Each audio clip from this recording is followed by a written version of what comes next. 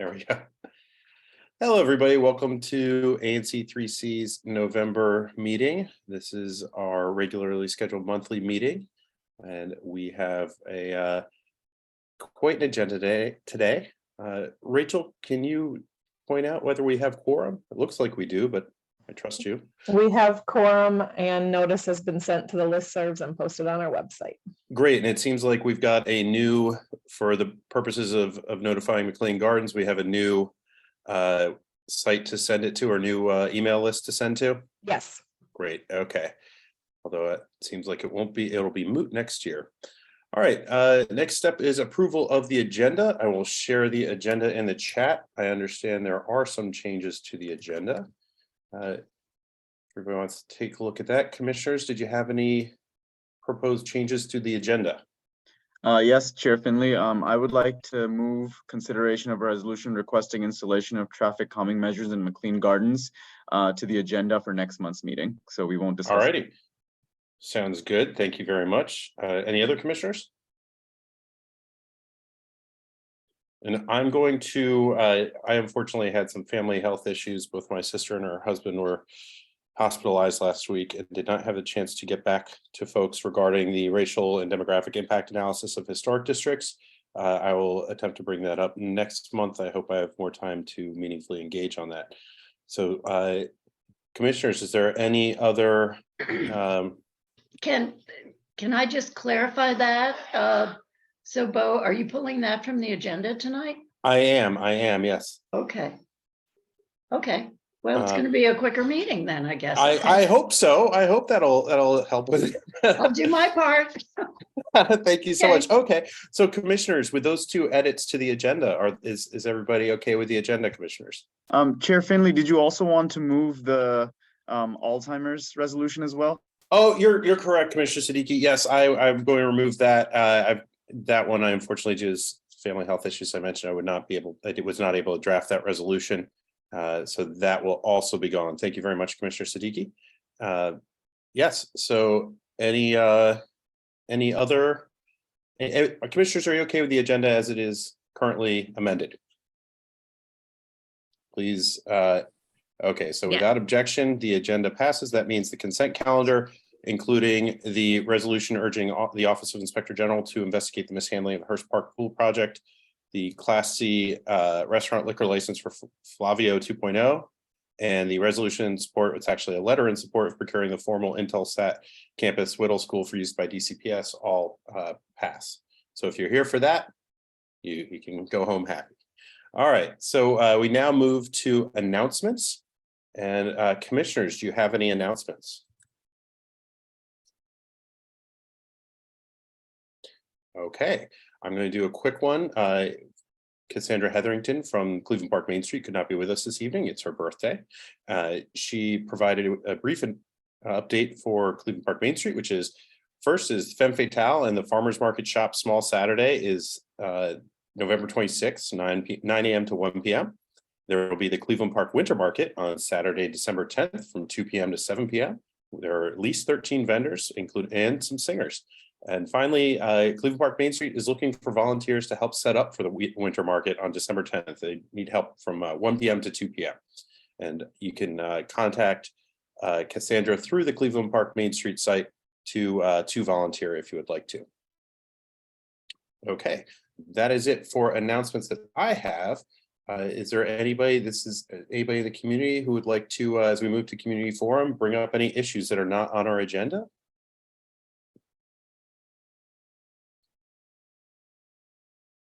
Okay. Seeing none, and if so, you click the reactions button down at the bottom and you choose raise hand and we call on you. Okay. Moving on, we move to commission business. And on commission business, the first thing we have, which I think is probably why we have so many folks here this evening, is consideration of a special exception application to locate the Kosovo Chancery in an R1B zone. And Commissioner Dyer, this is obviously yours. Would you care to read your resolution and move it forward? Okay, so the resolution is regarding the FMBZ application 20838. And it states as follows: whereas the property at 3612 Massachusetts Avenue Northwest, referred to herein as 3612 Home, is a single-family home located in Square 1931, Lot 5, with a lot area of 6,732 square feet, located in a low-density R1B zone, and is immediately adjacent to a row of single-family residential homes. And whereas Square 1931 comprises 24 lots totaling 173,932 square feet, with 150,355 square feet of land used for single-family residential use, 86.25%, and 23,907 square feet of land used by Temple Micah for religious use, 13.75%. And whereas the 3612 home is located within the Massachusetts Avenue Heights Citizens Association, otherwise referred to as MACA, which was established in the 1960s and is a cohesive 13-block residential neighborhood with longstanding defined boundaries of Wisconsin Avenue, Massachusetts Avenue, Garfield Street, Observatory Circle, and Calvert Street. And whereas several parks and open spaces are positioned near the boundaries of MACA, and together with Massachusetts Avenue, a 4-lane road, define and separate this low-density residential neighborhood from institutional and religious uses to the north and east. And whereas the 3612 home is oriented to 36th Place Northwest and has its sole entrance on 36th Place Northwest with all points of egress and ingress on 36th Place and no direct access to Massachusetts Avenue, requiring all vehicular and pedestrian traffic to access the property from 36th Place. And whereas the 3612 home has 164 feet of frontage on 36th Place and 112 feet of frontage on Mass Ave, and the property is fully privacy fenced and landscaped to buffer the residential property from the noise and traffic on the 4-lane wide Massachusetts Avenue, and to prevent any access from the property onto Massachusetts Avenue and vice versa. Whereas the Embassy of Kosovo, referred to as the Embassy, purchased the 3612 home in August 2022, and whereas the Embassy has filed FMBZ application 20838 to the Board of Zoning Adjustment to locate its chancery at the 3612 home, proposing 6 offices and an initial estimate of 7 employees on the site.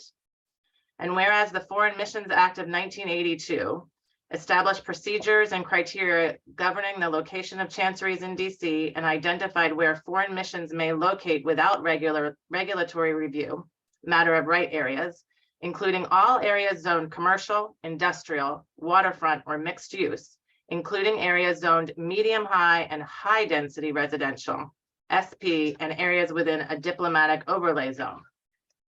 And whereas the location of a chancery is not permitted as a matter of right in a low density neighborhood, and whereas the comprehensive plan for the National Capital District elements effective from August 21st, 2021, includes policy LU 3.4.1 entitled Chancery Encroachment in Low Density Areas, which encourages foreign missions to locate their chanceries where adjacent existing and proposed land uses are compatible with existing office, commercial, and mixed use areas, and instructing them to take special care to protect the integrity of residential areas.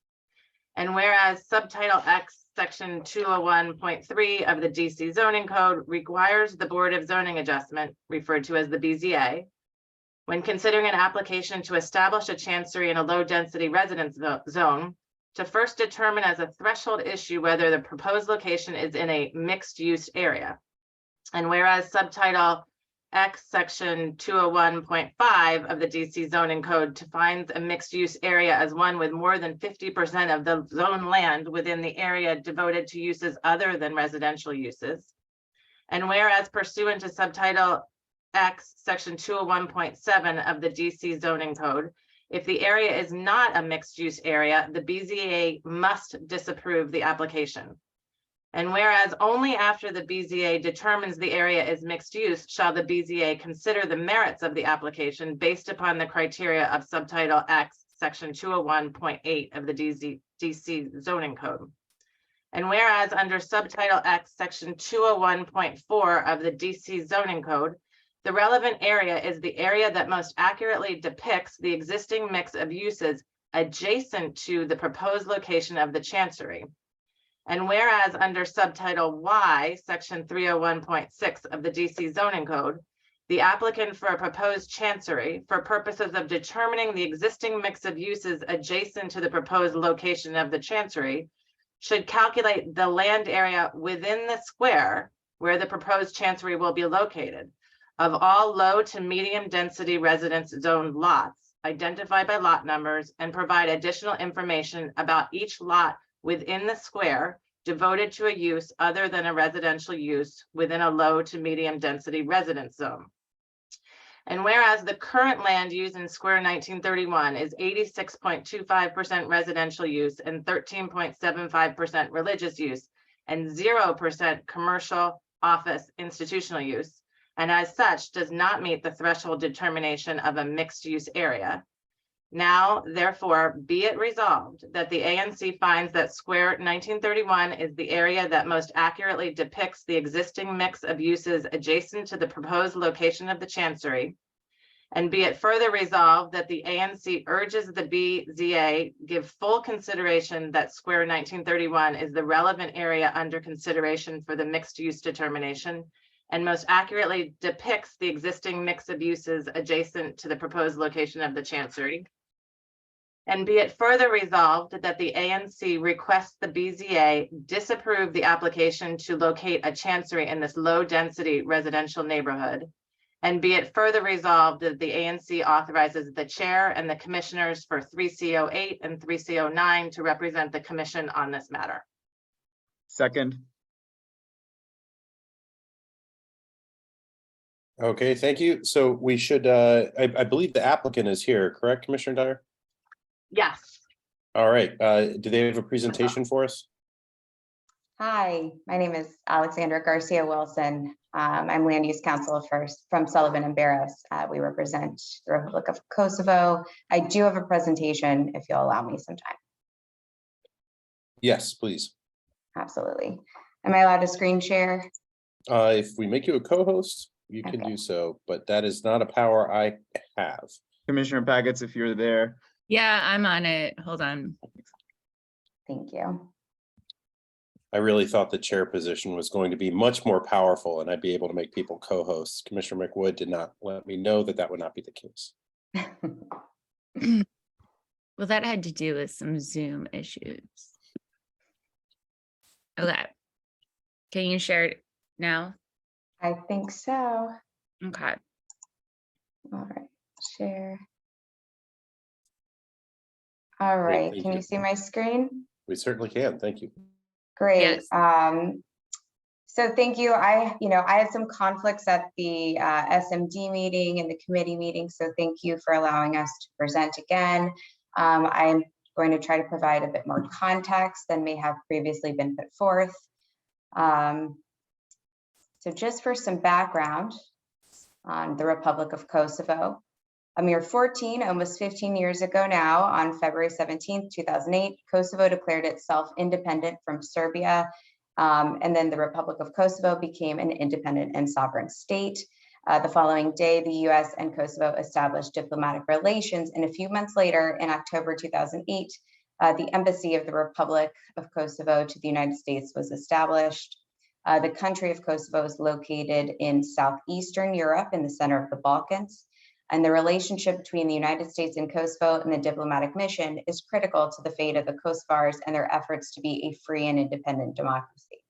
Again, the Republic has only existed for 14 years. There's only one country that is younger, South Sudan. So Kosovo is the second youngest country in the world, which is why it's had some difficulty establishing a proper chancery in the district. When they were first establishing offices in an embassy, they started leasing space as that was what their budget permitted, being such a young country. Other countries formed from former Yugoslavia were able to split up existing foreign missions. So other countries in the Balkans simply received an existing foreign mission. But Kosovo is not part of that given its age, and it has had to fight for its own foreign mission location since its independence. They've been leasing space for 14 years, which is a drain on resources. As you can imagine, a foreign government cannot simply purchase any property. And there aren't a lot of suitable properties because existing chanceries and embassies are already in use in such locations and do not often move. So as a young nation, it has been difficult to establish a place of its own, and it has put them at a disadvantage mission-wise compared to other countries in their area as they try to further their diplomatic mission. All this is to say they have faced many difficulties finding a suitable location for the chancery due to budgets and pricing and other regulations for foreign entities, such as a wait period for OFM approval. For example, in 2011, hundreds of potential sites were reviewed and there was a promising location on Embassy Row. However, as the seller was another foreign mission, their internal procedures required a lengthy approval from their capital before permitting Kosovo to sign. And unfortunately, that reply never arrived during the budget year and the opportunity lapsed. Earlier this year, having reviewed dozens of locations, Kosovo opted for a location in Kalorama, one that had been used in the past by a chancery. However, right before signing that contract and obtaining the approval from OFM, the seller decided to take it off the market. So while in the process for waiting to sign that contract, they lost over $200,000 due to the euro-dollar depreciation alone. The regulations and requirements for a purchase of this kind have impacted Kosovo's ability to establish a suitable chancery. So in order to do that, a property must come on the market, be within budget, and then there's an approval period, which can take up to 60 days and does not always occur. This property appeared to be a perfect opportunity as it was approved by the State Department, fit the budget, and is located near other foreign missions and institutional uses. The proposed chancery will support the diplomatic mission of promoting political, economic, and cultural relations with the United States, as well as strengthening US and Kosovo relations. The United States has traditionally been an ally of Kosovo, and Kosovo considers its history, fate, and values intertwined with the United States. Kosovo would not exist as a country, nor would its people exist freely, but for the support from the United States, along with enormous sacrifices of its people to be a free and independent democracy. And it is important for Kosovo's foreign mission to establish a chancery near other diplomatic missions in a favorable location. In terms of the chancery use itself, it's a relatively benign use, especially compared to what could be done by right if it were used as an embassy, which is of course the residence of the ambassador. This chart just compares the use. And if it were used as a chancery, there could be limits placed on it, of course, versus the ambassador's private residence would be more intense as there aren't any limits on number of events or number of people who would be there on a daily basis.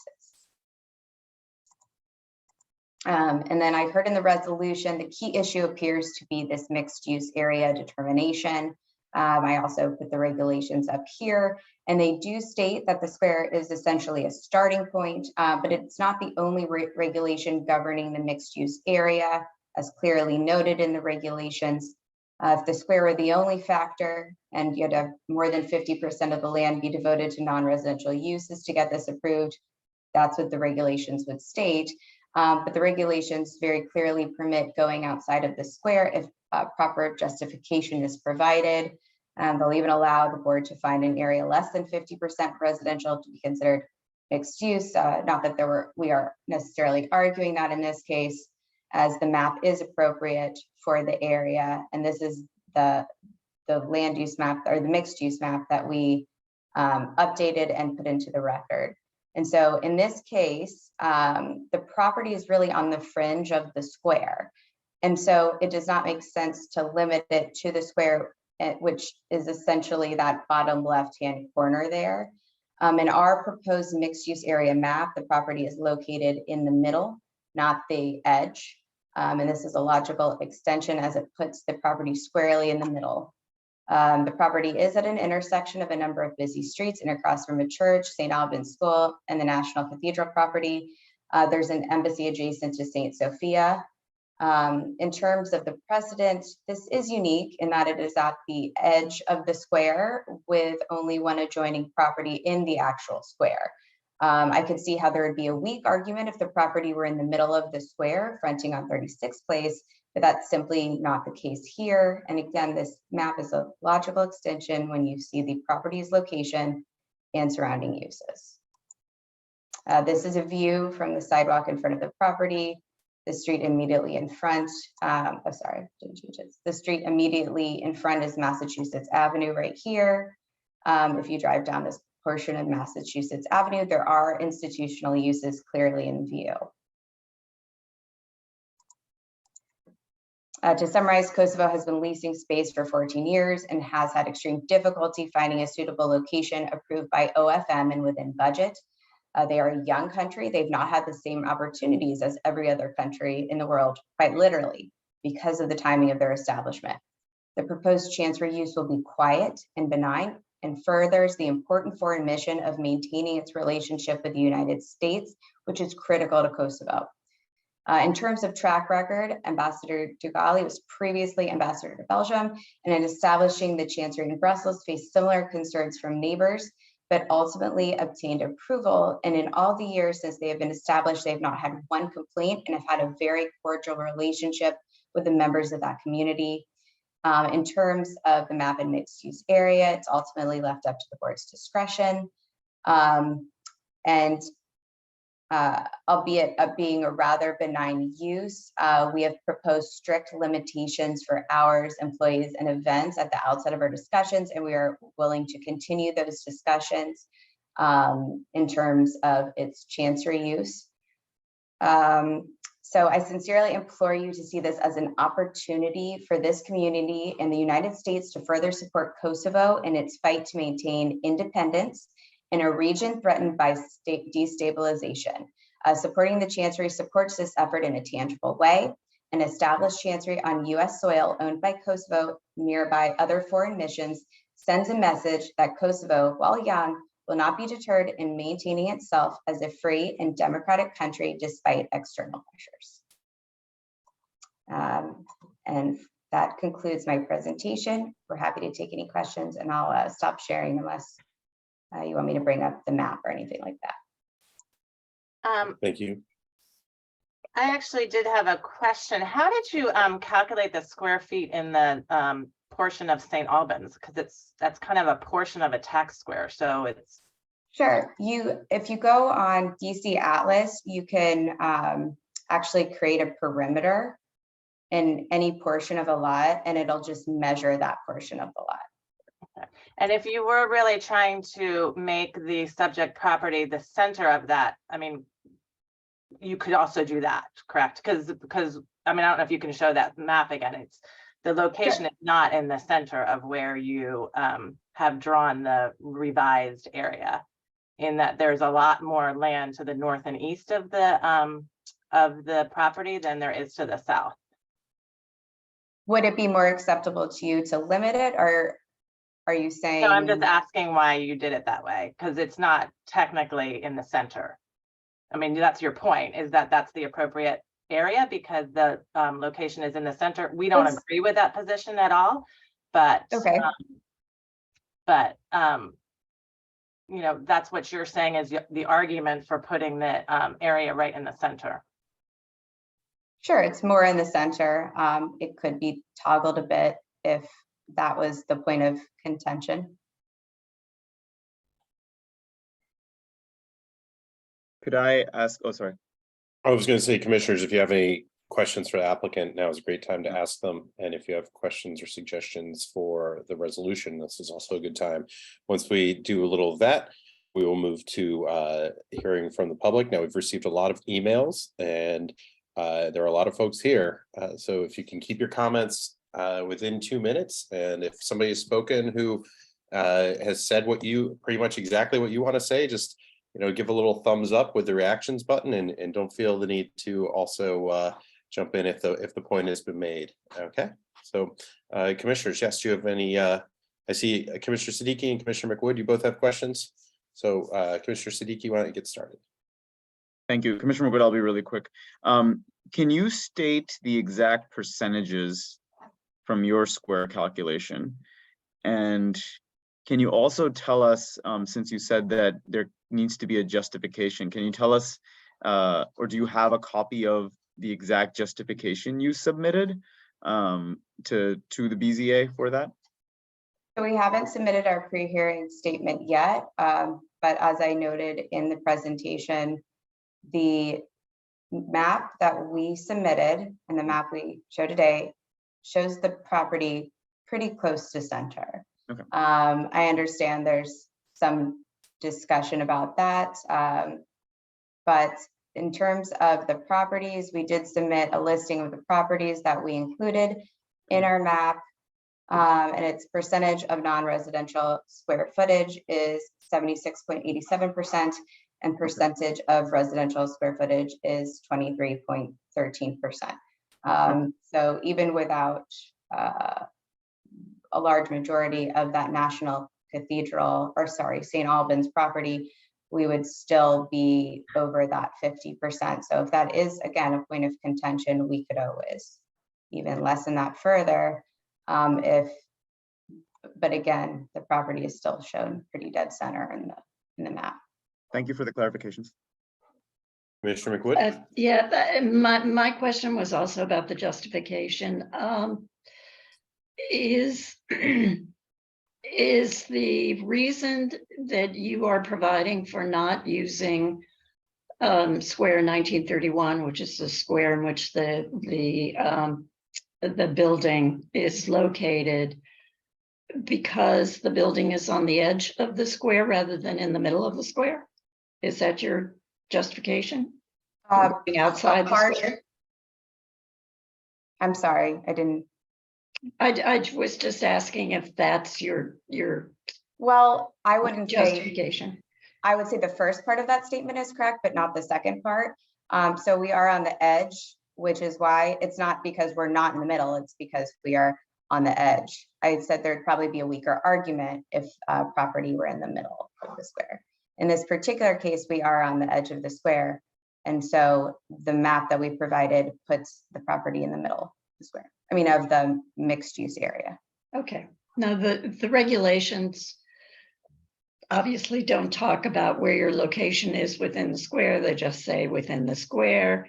So are there FMBCA cases that you're aware of where mixed use, suggested mixed use areas have been denied by the BZA because the location was on the edge of the square? I'm just wondering. I'm not familiar with that argument, so I thought you probably would. Yeah, the mixed use area can't be solely based on other BZA cases. So the justification has to be unique to your property. And in this case, we're saying that our property is on the edge of the square. And so we think the mixed use justification and map area should be further out. Okay. Do you agree that if you use the square, that you wouldn't be able to meet the criteria for the threshold issue at the FMBCA? Well, we're using some of the square, but not technically. So the board is still allowed to determine it's a mixed use area, even if it's less than 50%. I think I put that regulation up on my presentation. I mean, that's not what we're arguing in this case. We are arguing that our map area should be the proper map area. But again, technically there is a regulation that states the board can still find that it's less than 50%. And still, I'll cite the regulation 1 minute. And still determine that it meets the mixed use area. So it is X201.5. Okay. The Board of Zoning Adjustment may find that the area with less than or equal to 50% of non-residential uses is a mixed use area. Okay, and I only have one other question. You reduced the size of the mixed use area pertaining to the Cathedral Close that we saw at our Planning and Zoning Committee meeting. How did you arrive at the boundary on the close that you are now presenting? As we tried to get it as close to the middle as possible, the property as close to the middle of the mixed use area as possible. I see. Okay, thank you. Okay, thank you. Ms. Garcia Wilson, are there other are there other cases where chanceries have been placed in with R1B zones that have come before FMBZA needed this sort of adjustment? Yes, there are chanceries that have been placed to in low density residential zones. Are any of them analogous to this? I don't know if they'd be directly analogous. There's only about one a year that comes up, and they're all pretty different. And they're supposed to be that way. Not that way, but they're supposed, I mean, they're judged independently. Great, thank you. All right, Commissioner And- McWood, do you have another question, or is your? It's okay. Yeah. Okay, fellow commissioners, any questions, discussion on the resolution before we go to public comment? Commissioner Siddiqui? Can I ask one more clarification? And I believe, and you know, I'm sorry if I'm misstating this, but I believe Mr. Sullivan also stated something of the sort. And I think you also said something like, by right, you're allowed to do something here. They could do the embassy, which is the ambassador's residence. Okay, and that is, that you're saying that would be more of an impact than this? Absolutely. How come? Because that also involves offices? It wouldn't involve offices, but there would be absolutely no limit on the type of events held. Got it. Okay, thank you. Alex, if you can pull up that slide again really quickly, because I think that we've heard from several of the neighbors that they would allow for that use. And I think showing the difference between using it as a chancellery and using it as an embassy, and some of the things that possibly are going to come up in what we're going to hear again from the comments, you know, this comparison, and thank you for doing this, is important, where if the community is saying the mixed use as an embassy is fine, but this chancery is the problem. But if we're looking at you know, daily visitors, at hours of operation, at events and stuff, that this is, you know, a very good summary of what seemingly we've been hearing folks would allow versus, you know, what the very limited change of intensity of use that they're asking for right now is. Right, and you know, this was a starting point too in terms of limits. Typically with these types of uses, there can be discussion on how to limit a negotiation. I don't think we got that far. I'm not sure we're going to necessarily get that far tonight or in the future, but we're definitely willing to continue the conversation if the community is open to it. Great, thank you. Great, thank you all. Okay, as I mentioned, we'll be doing a 2-minute timer for folks, and don't worry, Commissioner Pagets, I've got a timer going. So members of the public, please, if you would like to speak on this, choose the reactions button. Wait, sorry, can I Oh, just? of course. I believe that MACA, as the neighborhood association that's in there, is automatically sort of a party or something. So I would suggest that they are removed from sort of the general comment. They should be able to. Sure, why don't we kick it off with them then? Yeah. So who's here from MACA? So Ron Del Sesto is going to be speaking on behalf of Hi, MACA. Ron. All right, so Yeah. Ron, you'll do yours, and then we'll move to. There might be interruptions with questions and comments from commissioners, but we'll move forward to general comments as well. And folks, if you would like to be called on after Ron, please use the reactions button and choose raise hand. That should work. Anyhow, great. Ron? Is it possible to for me to present a PowerPoint that Maka's put together? We can run through it fairly quickly. Yes, Commissioner Pagets, can you make Mr. Del Sesto a co-host for this? And I appreciate you saying you'll run through it quickly. I will definitely do my best. Ron, I'm trying to find you here. Give me a sec. Give me a sec.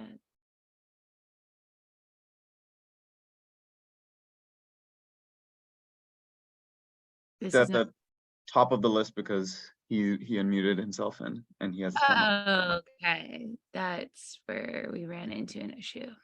Okay. Okay. You should be able to share now. Oh, great. Thank you. Thank you, Commissioner Pagets. Can you guys see this? It should say, the title screen should be on Massachusetts We Avenue. can, yes, thank you. Okay, great. So I'd just like to react first. I think one thing, there's kind of been this thing that the neighborhood will agree to and all this thing. It really isn't about that at all. I've put together this kind of zoning for dummies because while I am an attorney, this is not what I do. So I went through kind of the regs and tried to understand them myself. And from what I can see is if you look at the zoning code 2013, I highlighted kind of these various things.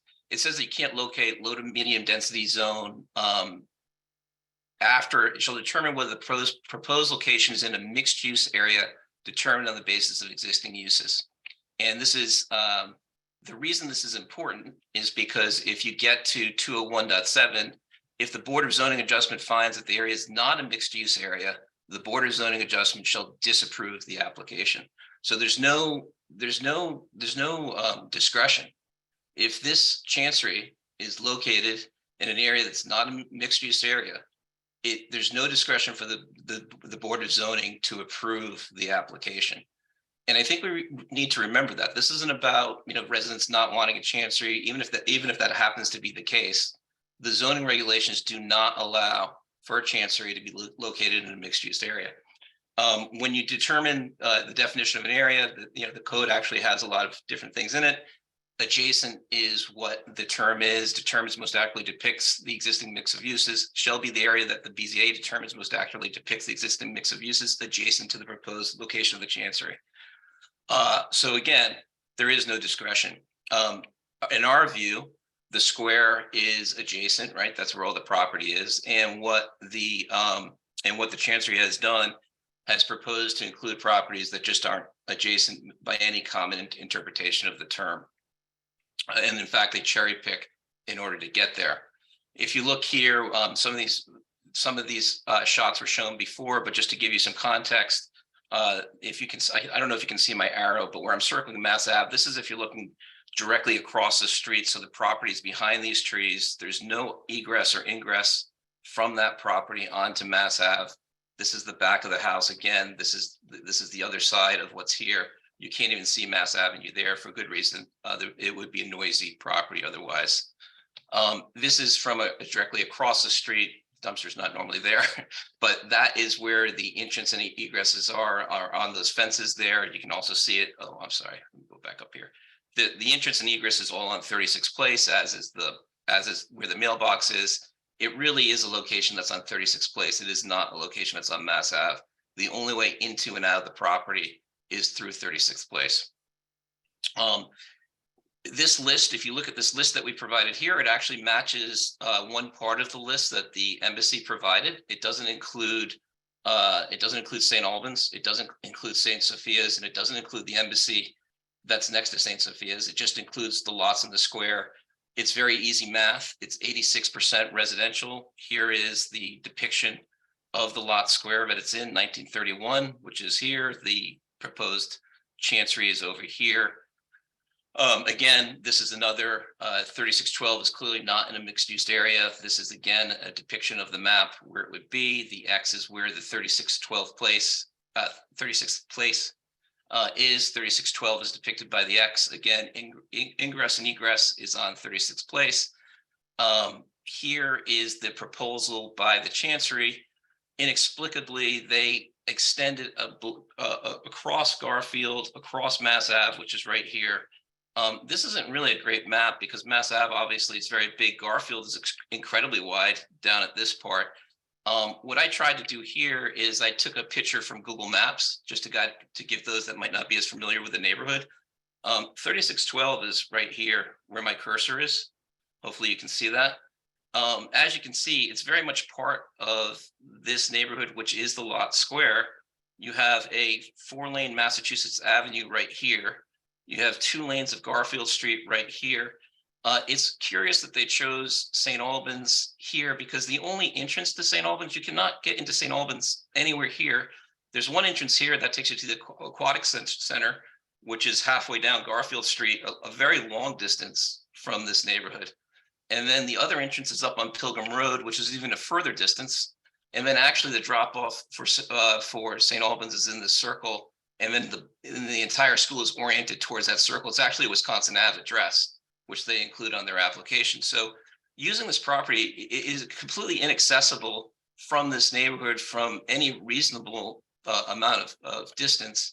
While Miss Elizabeth Garcia Wilson, who did a great job, by the way, I went to the Atlas map that she referenced in her presentation just to give you another view of it, just to show that I'm not trying to game anything here in terms of Google Maps or anything. This is another picture of it. Here's where 3612 here is. This is the 1913 square. Sorry, that's the square that it's within. And again, here is St. Albans way over here, and the only entrance is either here, which, you know, hard to see, I guess, but it's about 3/4 of the way down the street. And then it's way up here is the other entrance to the aquatic center. St. Sophia's is here, but in order to get the square footage that they're using, St. Sophia has a very big parking lot, as you can see right here. And so if you were to be, you know, intellectually honest and say, okay, well, we're including the parking lot as a square footage, the distance from this house to this parking lot would encompass pretty much the entirety of all the streets that surround it, adding more to the residential area. Even if you grant that St. Sophia's is closer than St. Albans, which it is, but there's a lot more property that you would have to include. And it really makes absolutely no sense to look at a embassy that they're saying that, I'm not sure what they call it. I'm not sure exactly what it is, but this is the property here that they'd also like to include when they calculate what is a mixed use area. This is so far away from the rest of the neighborhood. Why wouldn't you include all these houses here, all these houses here? I mean, it just gets to be a very arbitrary way of drawing lines, just because you're trying to avoid, again, just the outright prohibition that is written here. If the Board of Zoning Adjustment finds that the area is not a mixed use area, the Board of Zoning Adjustment shall disapprove the application. There really is no discretion there. In terms of, I just wanted to correct one thing that Ms. Garcia Wilson said. She cited to a particular code in the 301, I think it was 301 something. If you look at that particular code section that she's citing to, where the Board of Zone can grant an exception, it actually can't. If it's found to be if it's not a mixed use area, it has no discretion. The only time that comes in is if it's a low use residential, whatever R1B is. If you determine that it's not, if you determine that it's not a mixed use, you have no discretion. If it's mixed use, then the zoning board can make that determination. But if you read the actual reg, it has to be, the DC mayor has to sign off on it, or the State Department. I forget exactly what it says, but it's not nearly quite as straightforward as I think it was presented. So that's oh, and then I think there was one other thing about the embassy. The embassy not being as exhaustive a use or whatever it is. I didn't look at the regs for an embassy. Let's just assume that as a matter of right, it could be there. Again, this isn't about the residents wanting or not wanting anything. This is zoning regulations. The use of it doesn't really matter. It has to do with the fact that they're trying to put a chancery in a non-mixed use area. Thank you. Thank you, Mr. Del Sesto. Commissioner Packets? Yeah, so I believe the State Department's already approved of this. Alex, I think you can speak to that. And it's then in front of DC government as well for the mayor to approve. But the State Department report is in the BZA file. Correct. And in terms of the mayoral approval, I think I know what regulation he's referring to. It's X21.5. And I did cite it, and it said, I believe it can be submitted by the applicant, the mayor, or the Secretary of State. And so we are the applicant in this case, just to clarify that. I know X201.5 wasn't in your presentation. So I just wanted to add that because you mentioned there was no discretion, but there is discretion clearly in the regulations. I think, I don't think we agree on what the boundaries should be, but there is discretion. So to say that as a starting point, that it's about the lack of discretion rather than the use, I'm not sure that really works, because it seems to be about the use, and we're happy to get into discussions about the actual use. Okay, thank you. Commissioner Siddiqui, you have a question? Yeah, Mr. Del Sesto, thank you for the presentation. One question for you, and I don't mean to say that, I don't mean to ask about the square that the applicant drew. I'm just asking you if there was a square drawn with the chancery, not the chancery, with the proposed chancery in the middle of the square. And if you were to draw a square like that, would that be above 50%? Because what the applicant presented was about 76% or something. So I imagine that won't change much if the shape of their square changes and it's still in the center, or do you think that'll be a different percentage? You mean if if there was like a center radius and there was an equidistant circle around the Mhm. property? Yep. I mean, I really don't know. I think they would have a harder, it certainly wouldn't be the percentage that they present. Because to get the embassy in at the farther edges of St. Sophia, you'd pretty much have to include the entire neighborhood. But I don't think that that's a legitimate way to define adjacent use. If you have to cross, 2 lanes of Garfield, 4 lanes of Massachusetts Ave, and then walk a half mile just to access a property, it's just simply not adjacent in any normal use of that term. I actually shared my screen to Petua 15. I really don't understand what the interpretation of this is. It doesn't suggest that you can, if it's a mixed use, the primary criteria, the threshold question here is that the area is mixed use. So this for whatever reason, it's just being misinterpreted. You first have to find as a threshold matter that the area is if it's not mixed use, you don't even get to 201.5. So it's simply irrelevant to what we're talking about. Okay, thank you. Commissioners, any further questions? Yeah, I'd really like to, the mixed use definition, I believe, with the zoning that we're looking at right now was defined in 2016, which was obviously prior to the pandemic of 2020, when all of these homes are likely to have home offices in them. And that is all that this is being asked to be, is just less bedrooms and home office. Yeah, actually, there is actually, sorry. I'm sorry, there's a zone regulation that specifically speaks to using your home as a home office that's separate from this. A chancery is a defined term, and it's right here. It's just what the regulation says. It's not really, there's an interpretation. I guess you could argue it's not a chancery, but they're saying they are a chancery. There's a definition in here, and there's a criteria for its approval.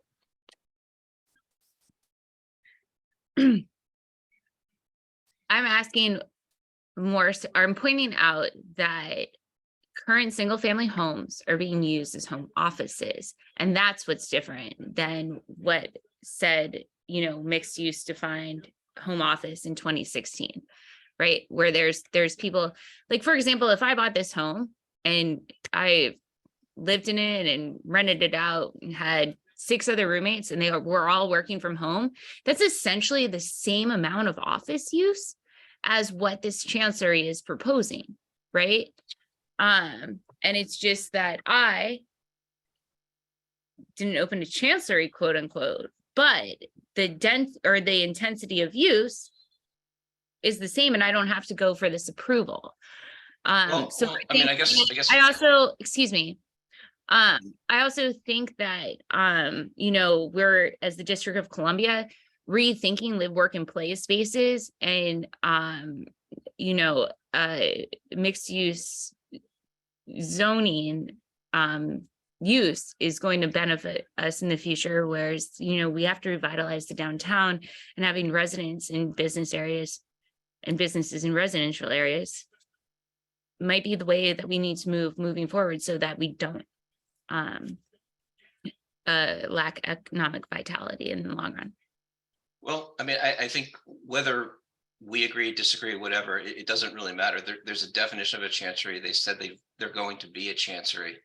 And it's very clear that from the regs that if it's not a mixed use area, there's no discretion for the board to grant it. I can think of myself, I can speculate as to why that's the case. I'd be happy to do so if you'd like, but I think there's probably important policy reasons that underlie that. And a home office is just not the equivalent to a chancery. And not only that, but a home office is actually provided for in the regs. And then there's a separate reg. I don't think the chancery is arguing this, but I don't think that they're arguing that there's certificate of occupancies in here in this neighborhood that would show that residences are actually not residences. And, there's a criteria for that as well. So, the regs are pretty clear. I doubt the BZA would even sign off on this. Even if the ANC were to act contrary to what the words say here, I doubt the BZA would. And if the BZA were somehow to come up with some interpretation of adjacent that is so unreasonable, there's no way a court would hold it up. So, I think I heard Ms. Garcia Wilson say many times that Kosovo was looking for a suitable location.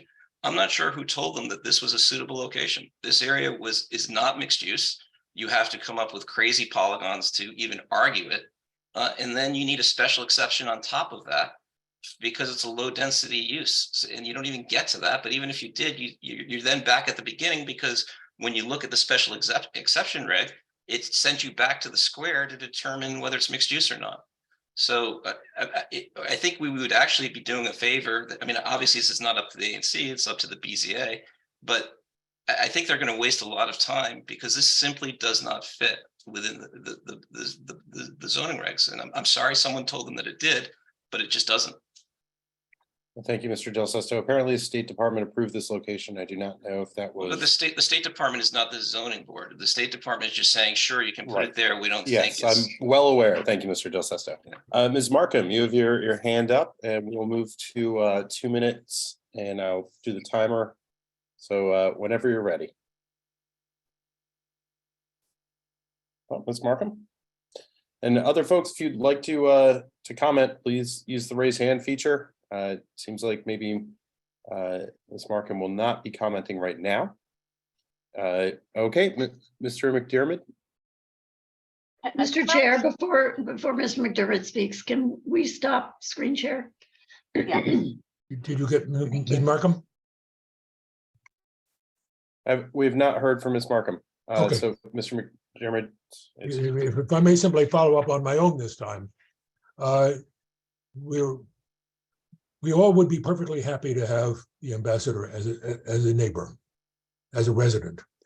But part of, and the argument for using the St. Albans close is somehow that it's adjacent and has some effect on this.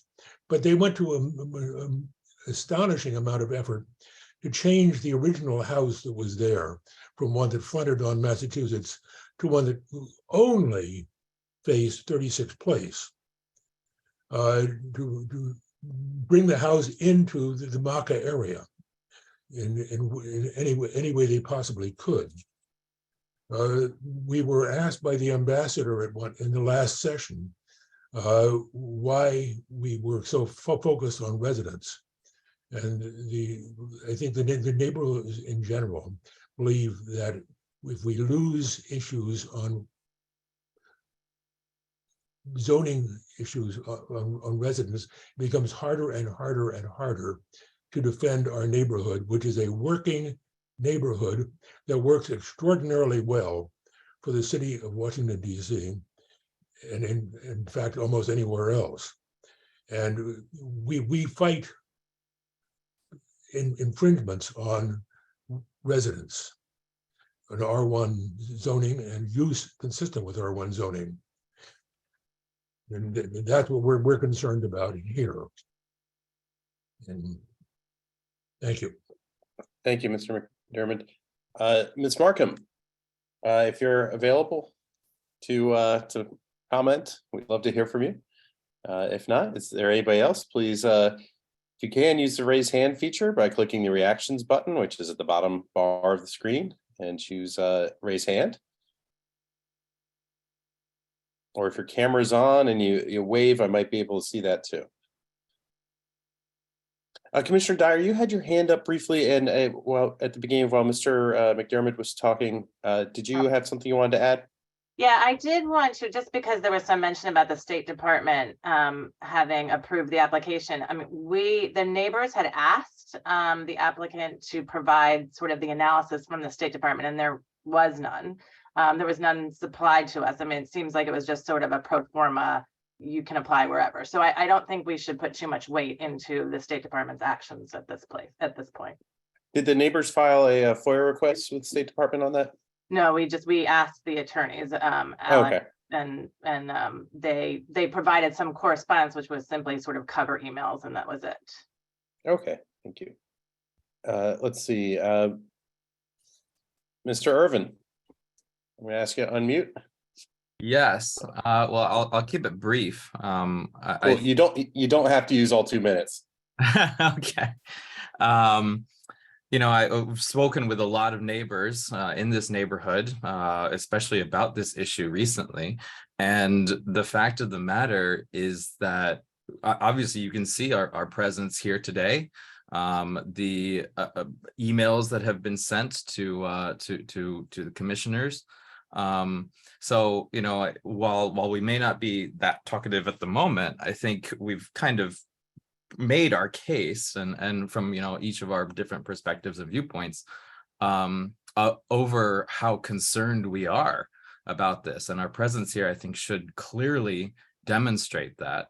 And I just want to say that like we've said what we have to say in our emails, which we've had time to think about and actually compose and write and hopefully put forward a very cogent response to what we do believe is our neighborhood in jeopardy, and potentially all neighborhoods in jeopardy.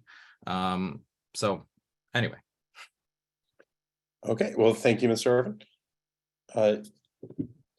Let's see, I'm gonna give Ms. Markham one more chance. Ms. Markham, if you can hear me, it's your turn to comment. Okay, so commissioners, is there further discussion on the resolution that was proposed by Commissioner Dyer and seconded by Commissioner Siddiqui? Hold on a second. Ms. McMaster Master has a question. has a question. Okay. Sorry, we can't figure out how to use the button. Oh, no problem. Yes, yes, please, Ms. McMaster, Mr. McMaster. Our home is directly across the street, not across Massachusetts Avenue, directly across the actual street from the property, 36 Place. We're located, the property completely faces us. There's absolutely no way to consider this property Massachusetts Avenue. The builder built it as a residential, as a home, designed to face Northwest 36 Place. It's got he's got exceptionally large setback against Massachusetts, as all the properties along Massachusetts on both sides have, placing our property much closer than any property, even the sidewalk on Massachusetts. If to answer one of the questions about the map, I looked at the property, residential property percentages. If you move the square, putting the property towards the center of the square, the only way that you can get to beyond 50% is to include St. Albans or the Cathedral Close. Unless you include those properties, you can't get to 50%. Not including the entire square of 1931, and not including the square that St. Sophia's is in. It just doesn't work. The only way you do it, and I think Mr. Del Sesto gave a very accurate description of why St. Albans is in no way adjacent. It's across what the DC Department of Transportation considers a primary arterial road, and Garfield is also a connector. Whereas every other street in the area is a local street. This is they're in no way adjacent. Great, thank you, Mr. McMaster.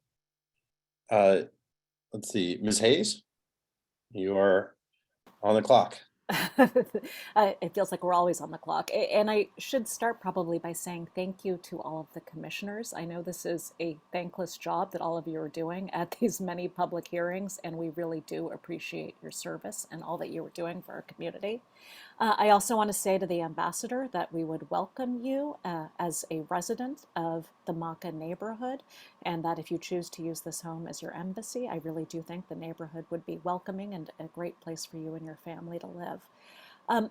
I do want to note, though, that this is an R1B neighborhood.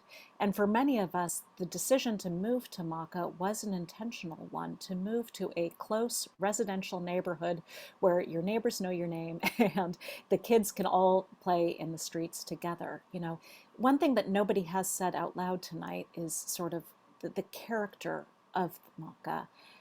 My husband has spent the bulk of his professional life in the Navy SEAL teams. I've spent the bulk of my life at nonprofits. These have been really rewarding careers, but they are not the ways to make a lot of money. The bulk of our net worth as a family is tied up in this home. The decision to start moving commercial businesses will fundamentally change the nature of this neighborhood. I can speak for us alone, but I imagine many neighbors would agree that we would not have sunk the bulk of our earnings into the district if we had known this investment would be better put in Bethesda or Arlington, or we would have chosen to live in some of our prior neighborhoods like Adams Morgan or other neighborhoods that are more genuine mixed use. I really do urge the commissioners to think about Maka, to think about this small pocket of neighborhood that still exists in the R1B in Washington, D.C., and make the decision to keep it retained as a single family neighborhood. Thank you, Chair Finley.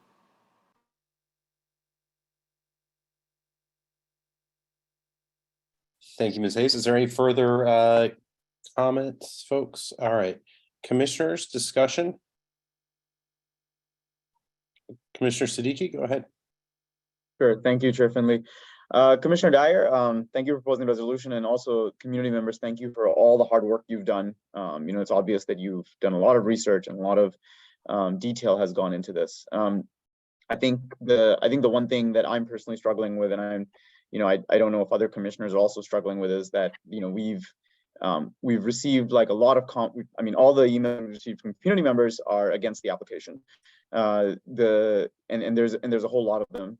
At the same time, for me personally, I am hesitant to make an adjudication that the zoning board is supposed to make. So what Mr. Del Sesto said, that like, if this is so clear cut, then the zoning board should be perfectly fine. And so what I would like, Commissioner Dyer, I would like to propose 3 amendments to your resolve clauses. The entire other resolution is fine. I just like to propose 3 minor, which in my mind are minor, in your mind they probably aren't, because I had proposed them before. Chair Finley, would you like me to propose them one by one, or is it okay if I propose all 3 changes as amendments? Commissioner Siddiqui, that's up to you, depending, you know, if there are ones that are more important to you and you want to split it up, or if they're all equally important to you, then you probably want to lump them together, but that's the decision for you to make.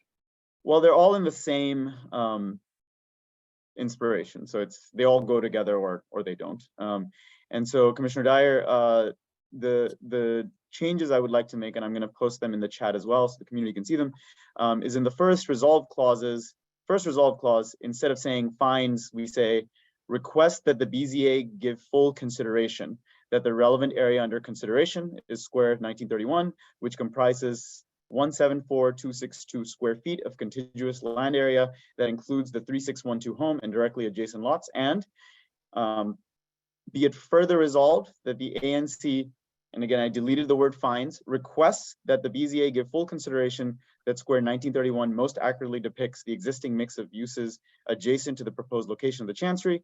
And then the third one, be it further resolved that ANC opposes the embassy's application to establish a chancery at 3612 Massachusetts Avenue Northwest, but I added something, if the BZA finds that the relevant area under consideration is square 1931. And Sorry, I think you're working off of a different resolution than what was posted. That was circulated last night. Like, yeah, because I don't think that those are what you're trying. It's not in there. It's not the one that's online. Well, it's not the one that was supposed to have been posted online. That was circulated last night. Okay, let me find the one that you circulated last night, okay. And let me make sure I get the right language from that. Yeah. Other commissioners can discuss for a bit. Well, Commissioner Dwyer, are you saying you already included Commissioner Siddiqui's changes to what you wanted posted last night? There were some of them, but not all of them. Because so I do think that there is a point. the BZA does look to the ANC to, especially to give its interpretation of the facts as to, what is the relevant area. We are on the ground in the neighborhood. The BZA probably has never set foot on 36th place. And so they are going to give some deference to people who are on the ground locally in the neighborhood as to the essence of the neighborhood and whether or not that it really is a mixed use neighborhood. So I do sort of have, I do think that the ANC can make its own finding that whether or not the finding is what is required by law or has the force of law, no, but the ANC itself can make the finding that this is the relevant area, that Square 1931 is the relevant area and adequately and accurately depicts the adjacent use. So I agree that it's not the ANC's position to make a finding as a matter of law, but it could make it could just determine that. Maybe we could change the word from finds to determines, for example. And that's where Commissioner Dyer, like, I think I won't argue if the ANC can do it or not, but I personally cannot determine that. But I will get behind the community and say that the BZA should give full consideration to it. Commissioner Dyer, I just found the latest one. Let me, if everyone can please give me maybe 5 minutes to update it. Is that okay, Chair Finley? And I'll just update it with the latest language. Yes, Commissioner Siddiqui. I unfortunately don't have a song and dance routine scheduled or ready for right now. So commissioners, if there is further discussion about the resolution, now is a great time to do it. Same as if there is further comment from the community. Commissioner Baggett? Yeah, I just want to respond to the comment that, all neighborhoods would be in jeopardy if we allowed Chancery or Embassy in the use of them. We live in Washington, D.C. I think that it is not very rare that this use is happening in neighborhoods, and we seemingly have found ways to have somewhat more robustly active embassy missions within the district. And I think it's really important that we host missions in the center of power to promote diplomacy and all the things that the United States values, and we hope that other countries host us in the same way. So I just, that was a troubling statement to me. And I see the ambassadors here, and Chair Finley, if you want to give the floor. Yes, Ambassador Degali, if you'd like to say anything, please. Thank you. Well, thank you. Thank you for this opportunity. And obviously having a chancery is an important precondition for our work. And it is unfortunate really that we haven't been able to do this for quite some time, and not for the lack of efforts. Now, in the meantime, we have paid millions in rent during these 14 years, and that's not the only way we've contributed and continue to contribute to the district's economy. So I think everybody agrees, or I hope so, that having a chancery is really long overdue. I wish we all also agreed, along with every single one of our neighbors, that Kosovo chancery, as proposed by us, will be a welcome addition to the neighborhood and to the city. From the proposed resolution, that does not seem to be the case. We've been trying very hard to put ourselves into our neighbors' shoes. I can tell that some questions, some issues may be legitimate, and thus we've demonstrated constructiveness and flexibility. But I must say that predominant arguments, to me, as hard as I've tried to put myself into each and every one of neighbors' shoes, really are either hypothetical, some of them speculative, others of academic and nature, and some even political, which I think is unfortunate. So the implied kind of message that I've heard here also today, in a sense, and we've been hearing for quite a while, like, we have nothing against you, but just go and settle somewhere else. It doesn't help. It hasn't helped so far, and I don't think it ever will. Now, as these repeated words about how welcome would I be there as, let's say, resident and neighbor, it's a kind of welcome which may be quite well disguised, how should I say, because I really don't feel, let's say, that sort of a welcome. And what Mr. McDermott said, that the address as 3612 as opposed to 36 Place and so on, we have not made any single change in the property that we have purchased, and of course we have inherited the address as it was. So that, I thought, would have been one of the strongest advantages for the community, the fact that we haven't made any changes, or we don't intend to make any changes on the fact that the address is from the other way. That's how we acquired it, that's how we obtained it, and that's how we thought would have been welcomed by others and not opposed. Now, I was surprised to hear from Commissioner Dyer that there is no support from the Office of Foreign Missions or the State Department. I think that every single institution has clear responsibility. I don't know every single one and the clear outline, of course, of the ANC.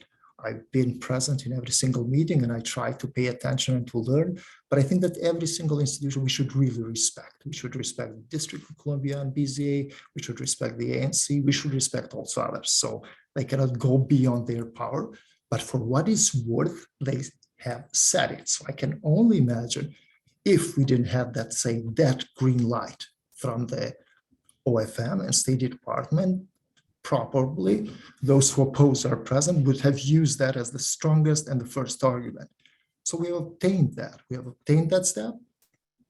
Obviously, they don't have the authority to say case closed, so we have to follow the next steps. But that was one of those that we have followed, and we have followed every single one, of course, as we are continuing to do so. Now, in terms of really intrusion and these sorts of suggestions and objections, which sometimes have impression are more in the name than in substance, I would not want, honestly, to have a situation where it's lose-lose. I hope it's possible to have a win-win situation and not to be there operating and not being able to really do our job. And at the same time intruding and disrupting the life and daily operation of our neighbors in some other, let's say, of scenario where we wouldn't be capable of functioning as a chancery, which our intention is. Now, this again, repeated calls like we are welcoming you as residents. With all due respect, of course, we love the neighborhood. That's what we are here, but I'm sure there are wonderful ones also in Maryland, Virginia, when one can have a residence, but chancery one can have in District of Columbia. And this is where we are limited to having a chancery. And that's why we are bound to be one area or the other. So in the spirit that, of course, of the work that we do, shared interests, work that we do to deepen political, economic, cultural, and other relations between Kosovo and the United States, I really appeal to the commissioners to recognize this fact, not to support the resolution and not to deprive us of this opportunity to have our chancery. So thank you. So sorry, can I just really quickly, thank you, Mr. Ambassador. I just wanted to respond to something that the ambassador said, which suggested that I was being disrespectful towards the State Department, which is not at all accurate. I think what I was trying to say was that your attorneys had pointed to the fact that the State Department had approved this.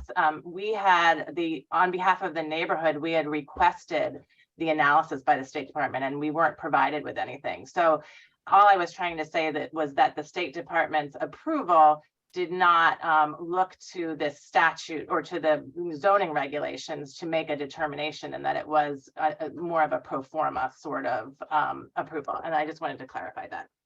Thank you. Thank you, Mr. Ambassador. Thank you, Commissioner Dyer. Commissioner Siddiqui, did you have your proposals available? I do, but did you want me to do them right now, or should we take the community Oh, I question? guess, yeah, we have not heard from Mr. Barabino. Mr. Barabino, got Yeah, I thought, 2 minutes. hi, can you guys hear me okay? I can, yes, we can. Great. Well, again, thank you everyone for your time. I'll try and keep this quick because it's getting late. I live on 36th Place, one block south from the home that is proposed, this application for Chancery. I live there with my 12-year-old son and my 3-year-old dog. I'm not a zoning expert at all, but I just wanted to give my perspective on why I think zoning matters, which is prior to living here, we lived in DuPont Circle, which is a thriving mixed-use neighborhood with a lot of embassies and chanceries. But when my son was 4, I made the personal decision that I wanted for a certain period of my life to live in a lower density neighborhood with other single family homes where we would actually know our neighbors. And this stuff matters in people's lives. I mean, the other day, we had got a haircut together in Glover Park and he was walking home and he called me because a car was following him. And there was this car that was tailing him with a male driver inside. And he was really concerned. And I sort of told him, like, walk home really quickly. And I started calling and I started texting some neighbors. And I knew that if I needed to, he could go to somebody's house and he would know who those people were and they would look out for him. That's what you have when you live in a single family neighborhood. I welcome the ambassador to DC and I fully believe they should have a wonderful chancery. The question is, from a zoning perspective, I'll leave that to the zoning experts, is that necessarily appropriate to put in a single family home when there are plenty of other places that could go? And from my experience, there's a reason residents choose to live in a low density single family neighborhood. At some point when my son is older, I'll be moving back quickly to a higher density neighborhood myself. But I think we need to respect both the zoning laws and the wishes of the residents who have made certain choices. And my final point is from a public policy perspective, when there's a housing shortage in DC, I don't see the value in converting a single family home, a luxury one at that, which by my calculations would be generating about $38,000 in property taxes for DC, which I don't believe chanceries would pay when we have a record high commercial vacancy rate of 20%. If we want a thriving city, let's put people in homes and let's put offices and office uses and fill up some of our high commercial vacancy rate. Thank you, Mr. Barabino. Thank you for the time. Okay, great. Okay, Commissioner Siddiqui, your hand is still up. Yes. Okay. I am going to propose my amendments now, and my apologies to everyone for not having the latest resolution. And I'm gonna read them out, and I'm gonna paste them in the chat. Oops, I'm muted. There I go. Okay, and I'm gonna paste them in the chat so that everyone can see them as well. So Commissioner Dyer, the first one, the edit now therefore be resolved that the ANC requests that the BZA give full consideration that square 1931 most accurately depicts the existing mix of uses adjacent to the proposed location of the chancery. And be it further resolved that the ANC requests the BZA give full consideration that square 1931 is the relevant area under consideration for the mixed use determination and more accurately depicts the existing mix of uses adjacent to the proposed location of the chancery. And be it further resolved that the ANC requests the BZA disapprove the application to locate a chancery in this low density neighborhood if the BZA finds that the relevant area under consideration is square 1931. You're on mute, Commissioner Dyer. All right. Thank you, Commissioner Siddiqui. I think it's all fine except for the very last sentence of the last be it further resolved if the BZA finds that the relevant area under consideration is square 1931, because we would also request that the ANC disapprove it, even if there is a different area. Because as demonstrated before, if you do put and we're not even attempting to do this, but one of the reasons why you shouldn't go outside the square is because it just becomes amorphous. You can draw whatever circle you want. You could do a circle, you could do a square, you could do a triangle, it's just not clear. And then you start, it's he says, she says sort of argument. And when you're getting rid of sort of the objective criteria, which the DC zoning regs have set out, it says square 1931. But if for some reason someone else has, and there's some legitimate justification to go outside of the square, then we would still believe that the BZA should disapprove this application. I see.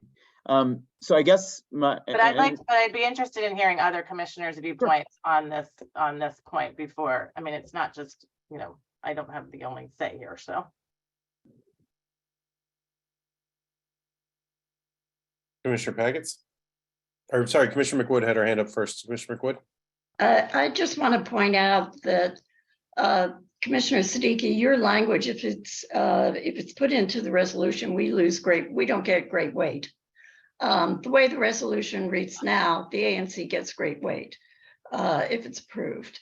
If we basically nullify the finding and reduce it to a request for consideration, of course the ANC will, or the BZA will give us consideration. That's their job, but we haven't presented them with anything that gets great weight in terms of their consideration. So it's the language matters.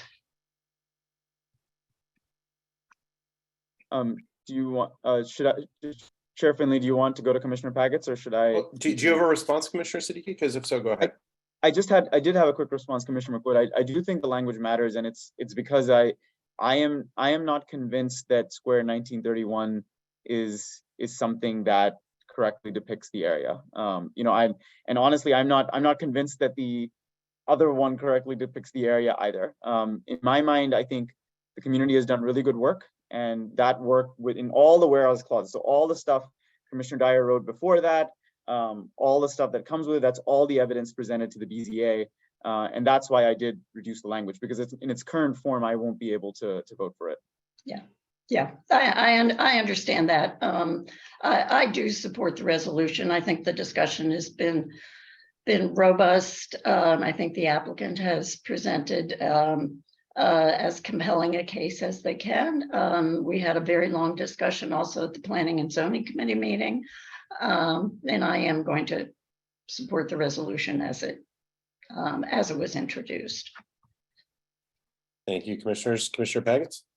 Yeah, my hand was up, and then Commissioner Siddiqui said pretty much exactly what I was going to say, where I'm not comfortable in making this determination between two maps. I really find, you know, the neighbors map having it all the way up in that corner and just taking into consideration like that tax square lot. That's, I don't think a true view of the situation, but I am again not here to decide which map is right and which one's wrong and which combination should be used. But I agree with, you know, giving BZA that determination with what Commissioner Siddiqui has proposed, and I can support what he's proposed, but I can't support it as is. Thank you, Commissioner Pagets. I mean, it just seems based on what Mr. Del Sesto said that it really doesn't matter what we say if FMBZA determines that it is not a mixed use area. Okay, commissioners, is there further discussion? And Commissioner Dyer, are you accepting any of Commissioner Siddiqui's proposals? I would prefer to do a vote on the resolution as it stands, and then if it doesn't pass, can we then amend it? No, we move to Okay. to the next item on the agenda. I think we're gonna stay with the original resolution as it is Okay. proposed. Okay, thank you, Commissioner Dyer. Any further comments, commissioners, questions? Otherwise, we'll move to a vote. Okay. All those in favor of the resolution as proposed by Commissioner Dyer, please Can raise I your hand. request a roll call, please? Certainly. Wait until the last minute there, Commissioner McWood. Okay, so Rachel, would you take us through a roll call vote? Yes, so it would be Commissioner Reba. Yes. Commissioner Fink is absent. Commissioner Pagets. No. Okay, Commissioner Finley. Abstain. Give me a second to type. Commissioner Siddiqui. No. Commissioner Hoyt is absent. Commissioner Boucher, Yes. Commissioner Dyer, Yes. Commissioner McWood.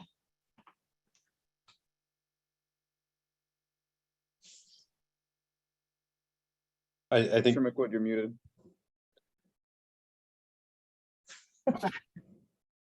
I'll never get used to this. Yes. Okay, thank you. Well, the ayes have it. Thank you, Rachel. Okay, thank you, Commissioner Dyer, for the resolution. And now we move on to consideration of a resolution in support of the Green New Deal for housing. As many of you know, there is a hearing. It's actually been postponed until the 22nd of November with the Committee on Housing and Executive Administration, which is chaired by Councilmember Bonds, on the Green New Deal for Housing Amendment Act of 2022. And I will share the resolution in the chat if you give me a second. And then I will, in the interest of time, because we did just spend quite a bit of time on that one resolution, I'll just read the resolves. That's okay with my fellow commissioners? Okay, hearing no objections. Let's see, here it is, resolved. Be it resolved that Advisory Neighborhood Commission 3C generally supports the Green New Deal for Housing Amendment Act of 2022. Be it therefore resolved that Advisory Neighborhood Commission 3C requests that the DC Council's Committee on Housing and Executive Administration consider strengthening the proposed legislation through the following recommendations. A, the commission encourages the specific articulation of the differences between social housing and public housing and how the two models will relate and complement each other. B, the commission encourages consideration and comparison of existing social housing models in determining best practices regarding affordability metrics. C, in light of the abysmal state of district's public housing stock, the commission encourages express inclusion of broader public health standards related to mold, lead, and asbestos, including standards and recommendations on indoor air quality that incorporate evidence on aerosol transmission of viruses, in addition to pollution and other environmental toxins.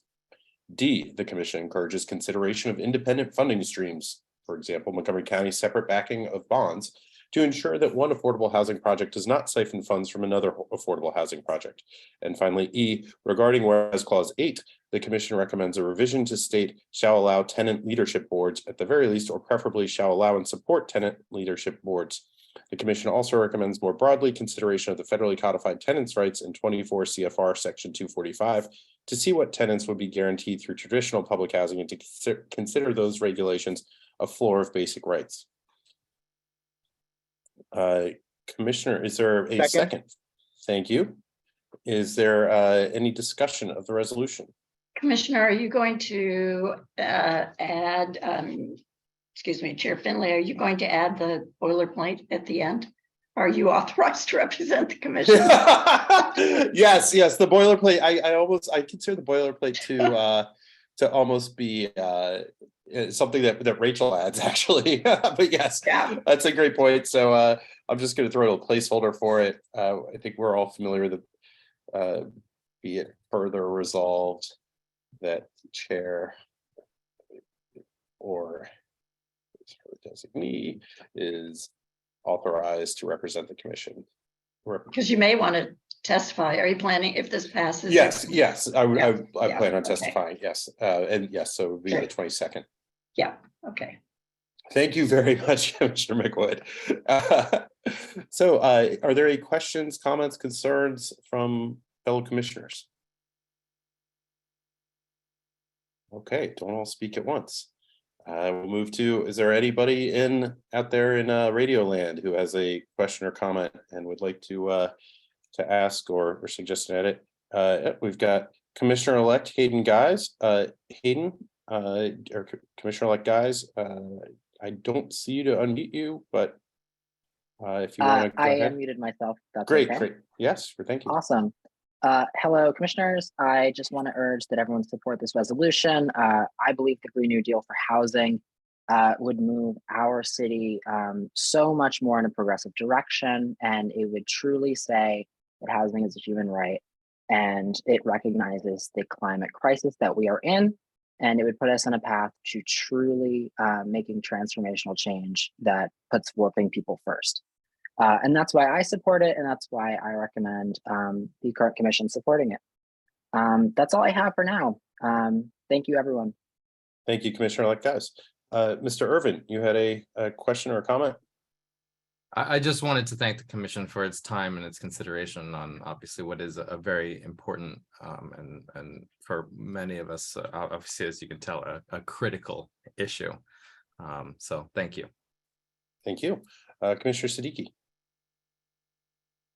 Yeah, maybe I'm jumping ahead on this, but given that there were no commissioner questions, I'm anticipating that all commissioners are in support. And if so, Commissioner Finley, since this is such a broad resolution, would you be willing to add the entire commission can represent the commission on this matter? If fellow commissioners are okay with that, I'm happy to.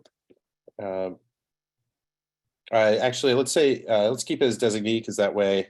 Okay, perfect. Then that's fine. Then you already have designee. That's perfect. Yeah, great. Thank you, Commissioner Siddiqui. Yeah, great. Okay. Are there any further questions or comments?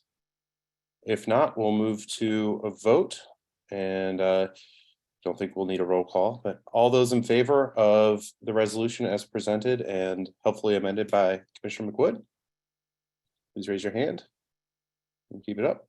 Thank you. And all those opposed, I didn't see any commissioners, their hands not raised. Oh, Commissioner Pagets, I don't see you. And all those abstaining.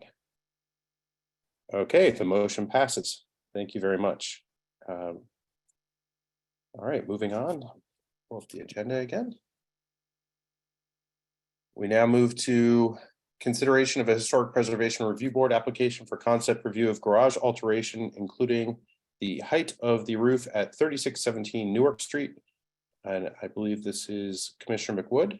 Yes. Thank you. I believe Eric Tran is still here, the architect for this project. I think we can move through this resolution fairly quickly. Yeah, there he is. There he is. Did you want to present any? There have been some changes to this application as it was presented to the Planning and Zoning Committee meeting. I don't know, Mr. Tran, if you want to show slides or if you just want to represent the changes that you made. Sure, I mean, I could go through real quick. Okay, can we make him a co-host real quickly? Commissioner Pagets.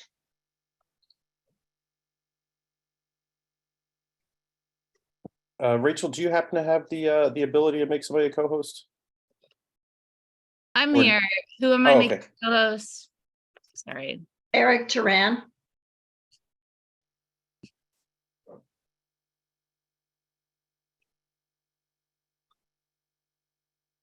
Alrighty. Thank you. Great. Good evening, everyone.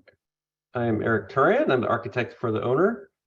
Real quick, we actually just went to the Cleveland Historic Society and they were happy with the changes we made. And also we are on the consent calendar for the HPRB this coming Thursday.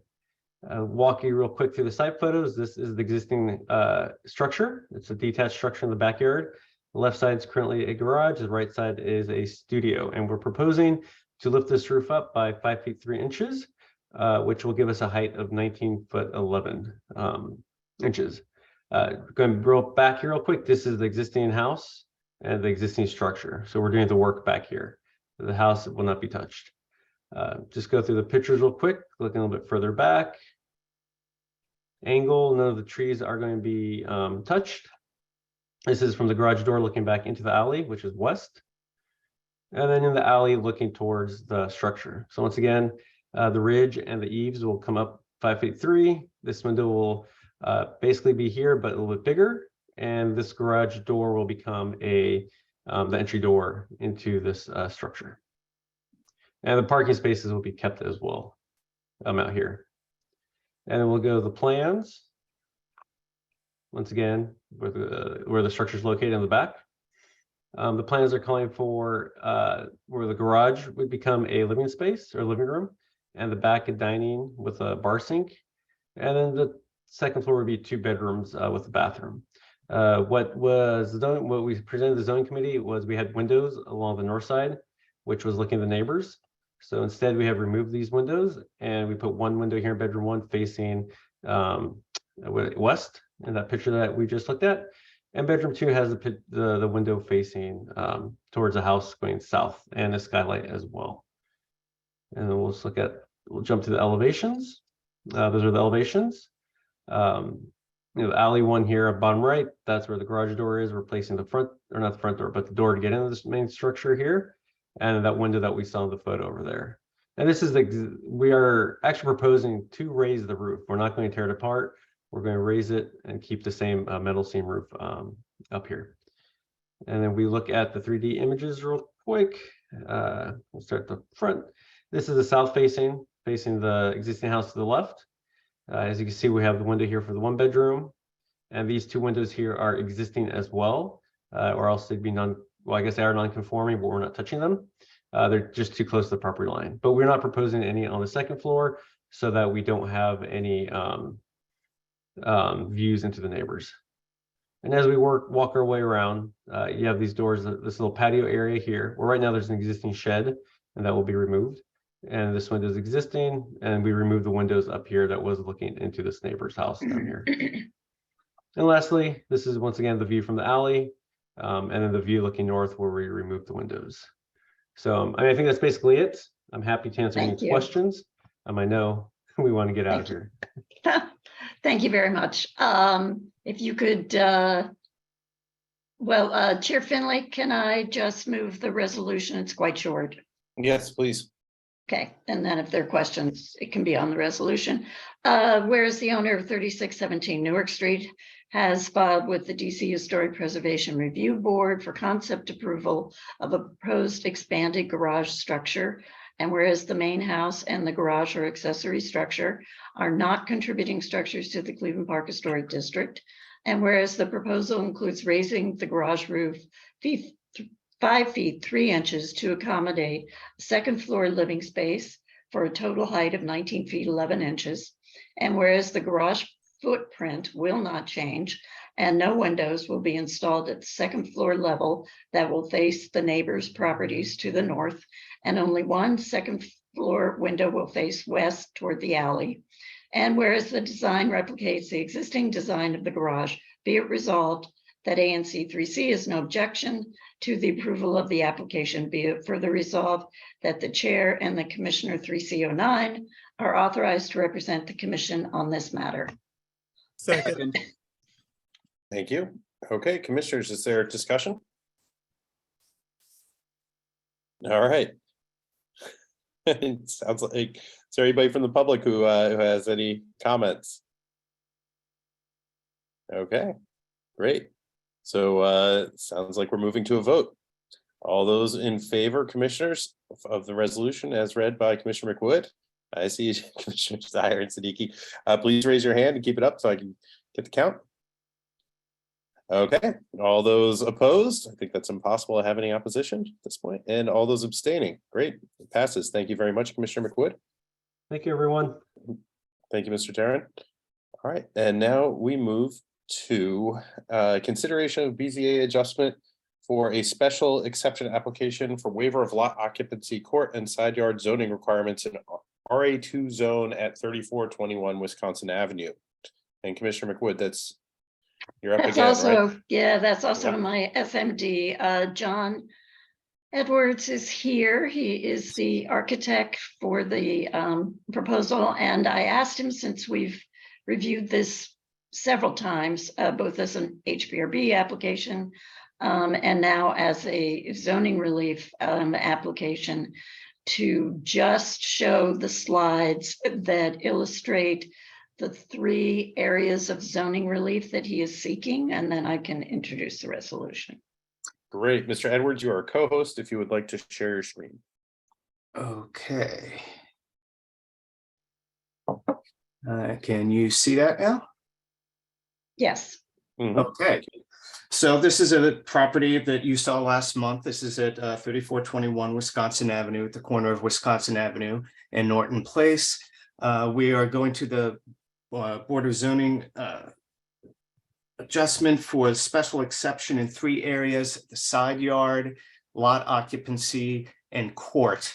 So the lot occupancy, you can see this dotted line here is the existing building. We are adding what amounts to about 220 square feet of additional floor area to the property going towards the alley on the east, which is right here, which is the same alley we were just looking at for the previous case, the other end of that same alley. The side yard is along Norton Place here.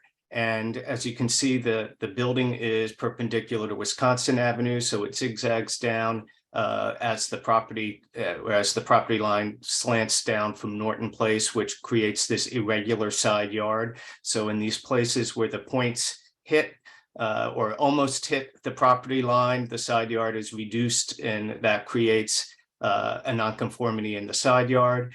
The third area for special exception is this court. We are recreating this dog leg that goes back to the face of the existing building.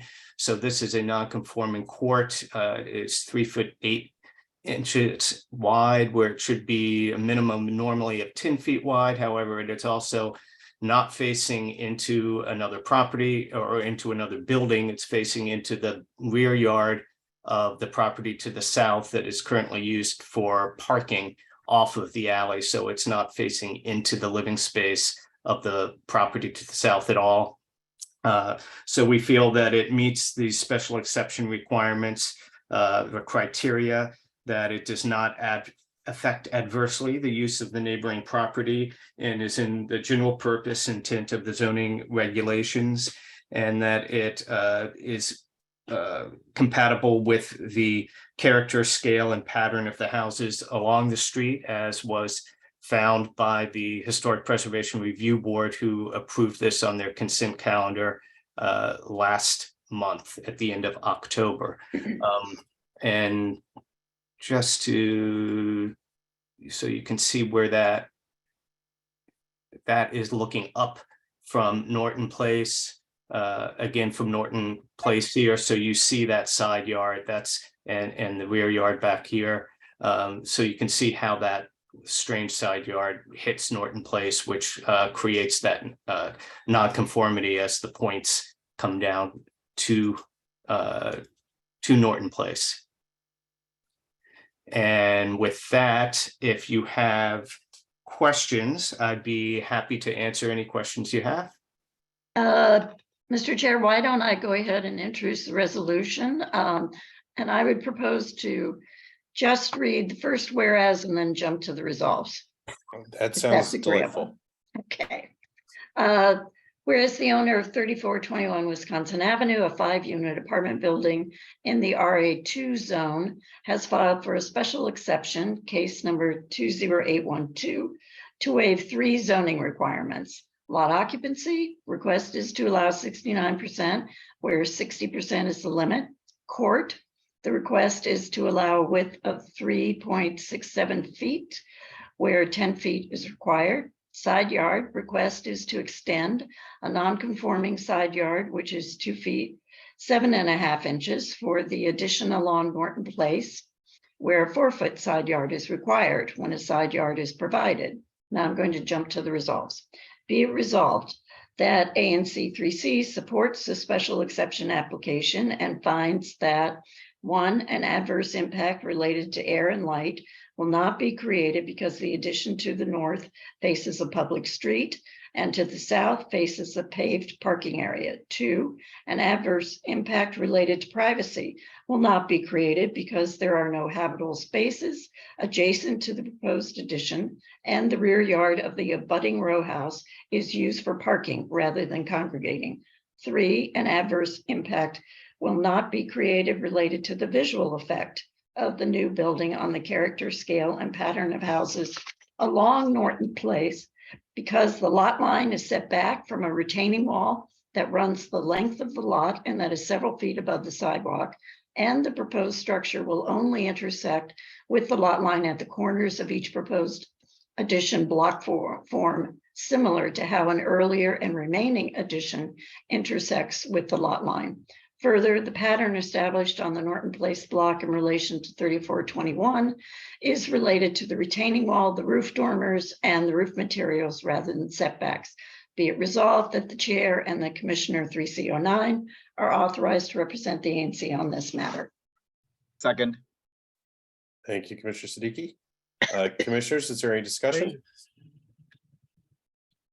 Only to say that I am so impressed by how quick Commissioner Siddiqui is seconding all these resolutions.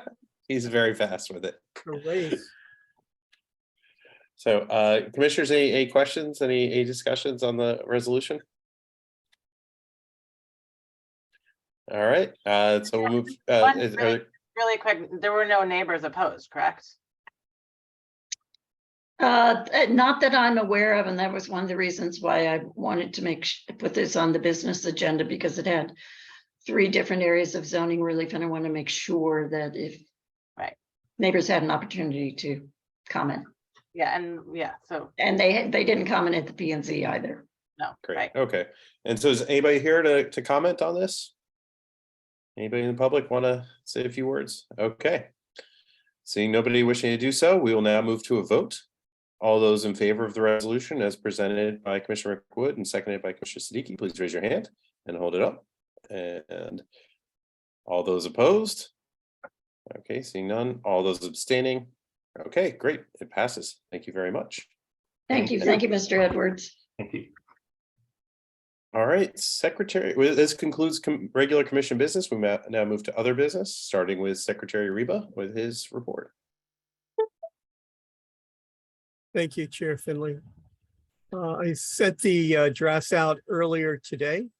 I'm hoping everybody had an opportunity to review. I know we had a lot on our agenda tonight, so if there are no tweaks or comments, I'd like to go ahead and move the minutes from our October 17, 2022 public meeting of the ANC3C. Commissioner Reba, Secretary Reba, I apologize. I sent an edit to this evening around 6:30 or so. I understand if you didn't have a chance to see it. It was that in my SMD report, I mentioned the fact that I've received complaints from tenants in the Quebec House apartments about mold issues, ongoing mold issues. Okay, let me, thank you. I did not. I've been in meetings Oh, no, I understand. all day. Yeah. Let me, so there was an omission then. Yes. Okay. You sent that email to me? Yes, sir. Okay, then I'll Yeah. check it and we'll Great. update it. Thank Great. you for Thank bringing you it so to much. my attention. Of course. Thank you. Okay. Okay, so you're moving the minutes with that addition? I will move the minutes with the anticipated addition. Yes. Great, thank you. And do I hear a second? Second. Thank you, Commissioner Siddiqui. Very slow there. Very disappointed. Yeah. I was letting someone else take it, so but no one jumped in. So, okay, so all those in favor of the minutes as presented? And amended, so thank you. Okay, all those opposed? All those abstaining? All right, the motion passes. Okay, so Commissioner or Secretary Reba, is that the entirety of your report? Yes, thank you. Thank you. All right, we now move to Treasurer Siddiqui's report. Yes, so I had sent actually the proposed FY23 budget out before previous meeting, but we ran out of time in the previous meeting to approve it. And so I had resent the budget again. And so I would like to move approval of the ANC3C FY23 budget as emailed to the commissioners. Okay, is there a second? Second. Commissioner Dyer? Yeah, thank you, Commissioner Reba. Okay, is there any discussion of the? I just have a question. I know this is certainly. typical that we approve the fiscal year budget right after the budget, but there'll be opportunities when the new commission takes office to amend it, right? Yeah, there will be. We just need to get this approved by December is the deadline agency has given us, so we should approve. Right. Thank you. Okay, is there any further discussion Okay, all those in favor of the budget as presented by Commissioner Siddiqui, please raise your hand. All those opposed? Okay, all those abstaining? The proposed budget passes. Thank you very much, Treasurer Siddiqui. Is that the totality of your report for this evening? Just one informational item that doesn't need a vote. We had one expenditure this month for pay for our administrator, Rachel Warsham, in the amount of $578.57. Great, thank you so much. All right, now we move to single member district reports. And Commissioner Reba, would you do the honors? Thank you, Chair Finley. Let me bouncing some documents off my screen here. First, I'd like to share with the entire commission that as the fall has certainly approached, there are a number of leaves throughout the sidewalks and streets. I've actually noticed at least a handful of individuals, residents, visitors slipping on the leaves that are on the sidewalks. So I hope that all commissioners are, or at least maybe we can put something on our webpage to remind everybody that they're responsible for picking up the leaves along their property and sidewalks. This is a safety hazard. And we just have to be mindful of the fall until all the leaves are off the trees. But seriously, I've seen at least a half a dozen people fall. I've actually gotten out of my car and helped 2 individuals, and it really is a major safety concern, particularly when the weather gets wet, the leaves are becoming slippery. Second item I want to share also goes to the stop signs. As you drive through the neighborhood, even cycle through the neighborhood, there's a lot of stop signs that are covered by trees.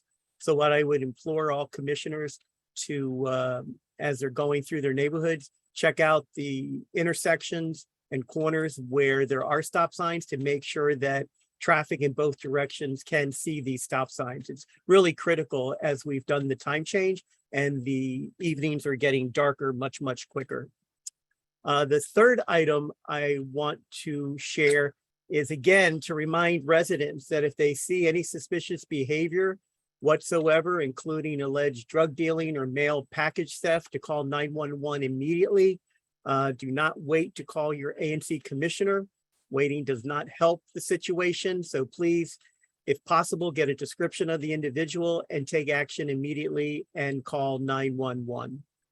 The fourth item I'd like to share is that I've gotten a few calls and Zoo Lights is being erected again this year for the first time since 2019. And there are a number of residents' concerns regarding traffic and safety during this period of Zoo Lights. So I will be reaching out, and I would also ask Commissioner Pagets to do the same, since the National Zoo will be under her jurisdiction come 2023. But we've got to get this under control. We've got to know whether or not DDOT and DPW will be out there and what safety measures will be in play during Zoo Lights. We're excited that it's coming back. I know there's a lot of excitement surrounding the festivities, but we got to keep our community and neighborhood safe, as well as our pedestrians and visitors. And I will just say, in keeping with Vision Zero, we just need the appropriate agency support out there at the National Zoo. Thank you. Thank you, Commissioner Reba. Commissioner Pagets? Yeah, thank you, Commissioner Reba, for mentioning the zoo. I'd appreciate if you put me in touch with your contacts there, since you've had it under your jurisdiction for the past 10 years, and you and Commissioner Wood are on the zoo commission something or other that I wasn't involved in the past couple of years when that was 16 years. Yep, 16 years. So it would be great if you could loop me in and Yep. make introductions. I'd appreciate that. Yeah, thank you. Thanks. Thank you, Commissioner Pagets, and I'll do my update. Unfortunately, there was an assault, 2 assaults in the Quebec House Apartments November 6th. There was also, trying to find a police report on this, have not been able to find it. There was apparently an attempted robbery at quarter in Quebec by the corner of where Addis Israel has some bushes. Two men popped out of the bushes with a knife and threatened somebody who managed to run off. In the Quebec House apartments, there was an assault. A tenant assaulted two other tenants and it was arrested. And you know, things are not good. Things are happening. So that's my big update, and hopefully the police will, and the Attorney General, or rather there will be full prosecution of the person for assaulting folks. But yeah, that's my update for 3C04. Update here, the streetscape project has now come to the west side of Connecticut in 3C05 in my SMD. Would just like to remind everyone that the businesses are open while construction is going on. It's starting right next to Cracked Eggery, so please do frequent the businesses if you can. Visit them in this time, because even though it looks like there's a lot of construction going on, they're still open, and please go there. In addition, we've received from our presentation last time on Hearst Park and Pool, there were some community follow-up questions which we sent to DPR and DGS, and they have responded with some answers. If people still have further questions about the continuing work at Hearst Park and Pool, especially to save the trees, please do let me know, and I'll be happy to reach out to them again and get more information.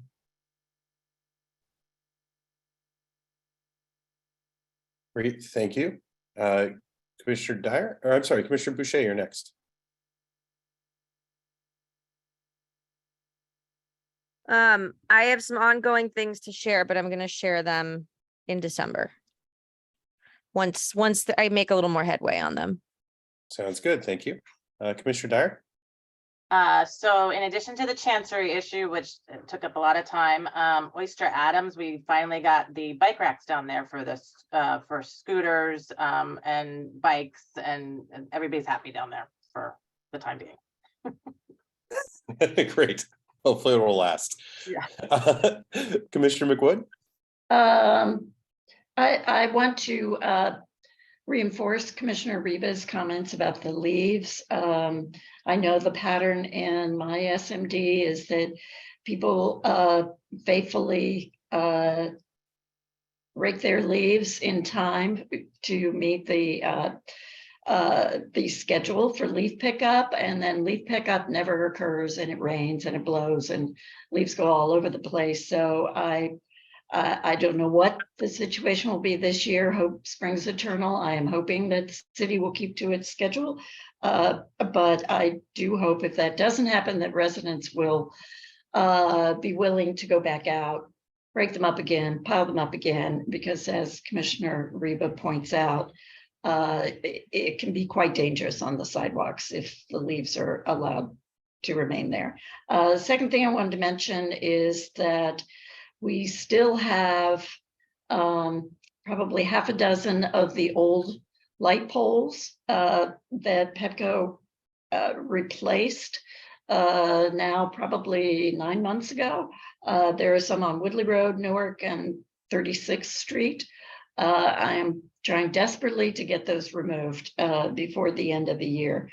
The last thing I wanted to mention is that CPCA has been sponsoring a wonderful community benefit project that involves asking for volunteers to help weed and remove the Kudzo and Macomb Street Park.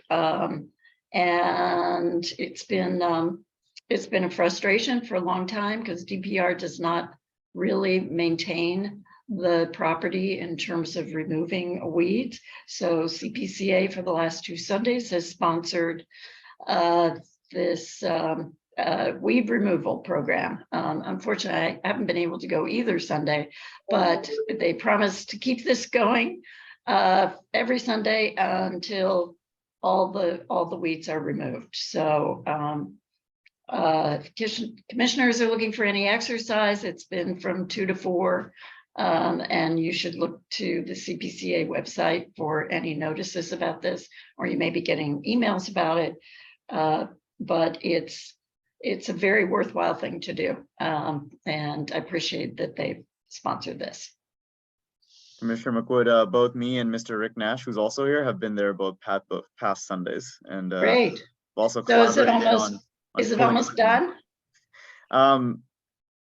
Mr. Nash, do you want to comment? I'm not an expert on this. I feel like we got really far last time, and I don't know how much is left, but you might have a better idea. Sure. Well, thank you, Commissioner Siddiqui. I think the CPCA and the volunteers, including some others on the call as well, made some real progress. I would say it's probably, I'd estimate 2/3 of the way done for now. Okay. But there's more to do. So at the next Sunday, would encourage folks to get out and help with the removal, and then hopefully the DC Parks will remove all the weed and invasive tree material that the volunteers were able to take down. Yeah, great. Thank you. Well, thank you all, and thank you, Commissioner-elect Nash. Let's see, and I think that concludes, Commissioner McWood, your report's complete? Anyone? Great, so that I think concludes our meeting. If there's a motion to adjourn, I'm all ears. I'd like to move to adjourn. Oh, second. Great second, Commissioner Dyer and Commissioner Repa, thank you. Okay, so moved. A opposition to it? Seeing none, have a great one and see you all in a month. Take care. Happy Thanksgiving. Happy Thanksgiving. Bye.